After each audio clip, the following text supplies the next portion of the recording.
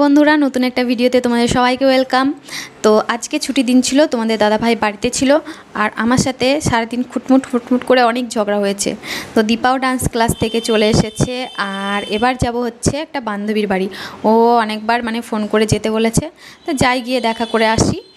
আর এখন রাত্রেবেলা আজকে সারাদিনে কি রান্না হয়েছে কি না হয়েছে তোমাদের কিছুই দেখায়নি। তো দীপার দেখো কত এনার্জি ফুল, ডান্স করে এসেও আবার ডান্স করছে। তো যাই হোক, এনার্জি থাকাই ভালো। তো তোমাদের বলছি যে অনেকেই খারাপ কমেন্ট করছো, এমন একটা গায়ে লাগা কমেন্ট করছো যে কি বলবো, তবুও আমি সেগুলোকে হেসে উড়িয়ে দিই।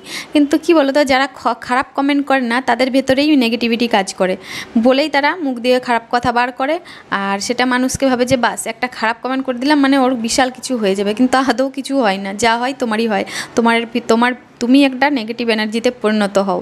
তো যাই হোক, খারাপ কমেন্ট করো ভালো কমেন্ট করো, কোনো ব্যাপার নেই। আমি নিজে জানি যে আমি কোনো খারাপ কিছু করি না, খারাপ ভিডিও করি না, এটাই অনেক বড় কথা। তো পরের দিনের ভিডিওটা দেখাচ্ছি, কারণ সেদিন তেমন কিছু করিনি। এই দেখছো বাবু জানলা দিয়ে কি ফেলে দেয়, কি বলবো। আবার সব সময় জানলাটা আমি বন্ধ করেও রাখতে পারি না। তো এই যে আমার পুজো টুজো কমপ্লিট হয়ে গেছে সকাল থেকে, আর ঘর দুয়ার মুছে টুছে সব কিছু হয়ে গেছে, শুধুমাত্র রান্না বাকি আছে। কিন্তু সকাল সকাল যেদিন রান্না হয়ে যায় সেটাই ভালো হয় জানো তো, কারণ ধরো পরে রান্না করতে খুবই বিরক্ত লাগে। আর এখন রান্না করে আবার দীপাকে স্কুলে দিতে যাওয়া খুবই মাথা খারাপ। আর বাবুটাও একা একা খেলে বেড়ায়, সব দিকেই ধ্যান রাখতে হয়।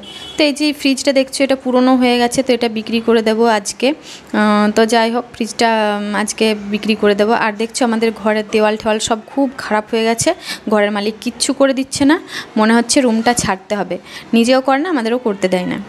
আর এই যে দেখছো আমি রান্না বসিয়ে দিয়েছি, কারণ দীপা এসে খাবে, তারপরে 12টার সময় স্কুলে যাবে।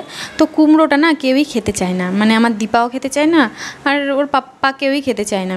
তো মাছের মাথা দিয়ে করলে একটু খাই, কিন্তু কি করব, খেতে তো হবে। আর এই যে এটা দেখছো, এটা কিন্তু আমি ফেলে দিই না। আমি যখন থেকে আমার ননদের কাছে থেকে শিখেছি তখন থেকে আমি এটা ফেলি না। তো এটা দিয়ে বড়া বানাবো। আর কুমড়ো ফুলের বড়া যারা যারা খেতে পাও